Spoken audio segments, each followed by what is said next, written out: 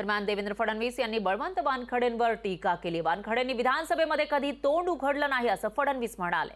फडणवीसांच्या टीकेला वानखडेंनी सुद्धा प्रत्युत्तर दिलंय। फडणवीसांनी माझं विधानसभेतील कामकाज तपासावं असं वानखडे म्हणालेले आहे। अमरावती लोकसभा मतदारसंघाचे उमेदवार काँग्रेसचे उपमुख्यमंत्री फडणवीस यांनी प्रचारादरम्यान टीका केलेली आहे। तर इथले काँग्रेसचे आमदार आणि जे उमेदवार आहे त्यांनी काय केलं मला माहिती नाही, ते कधी विधानसभेमध्ये दिसले नाही, विधानसभेत कधी तोंडही उघडलं नाही अशी टीका फडणवीसांनी वानखडेंवर केली। यावर बळवंत वानखडे यांनी पलटवार केला आहे। माझ्यावर एवढ्या मोठ्या नेत्यांनी टीका करताना माझं विधान भवनातलं कामकाज तपासून पाहिलं नसेल असं ते म्हणाले। इथे आता आपले आमदार नाहीत, जे आमदार आहेत ते काँग्रेसचे या ठिकाणी उमेदवार आहेत।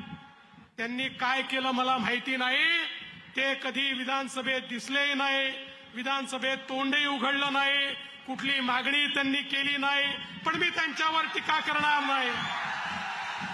आमचे बुंदिले साहेब होते त्या काळामध्ये आणि प्रकाश भाऊंच्या नेतृत्वामध्ये या भागामध्ये जितका निधी आपण दिलेला आहे, आपण पाहू शकता या भागात दिलेला सगळा निधी हा भारतीय जनता पार्टी शिवसेना महायुतीच्या माध्यमातून या ठिकाणी आलेला निधी आहे।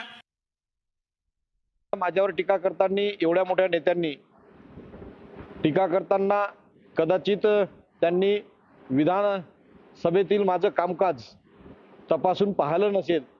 मी किती वेळ प्रश्न विचारले आणि किती वेळ सभागृहात बोललो हे कदाचित त्यांनी रेकॉर्ड तपासलं नसेल। तसेच मी किती दिवस गैरहजर याची हजेरी जर त्यांनी तपासली तर मी अवघ्या 5 वर्षात फक्त 3 दिवस गैरहजर त्यांनी ते रजिस्टर तपासून घ्यावं। लोकशाही मराठी ऐका, पहा, जागरूक रहा।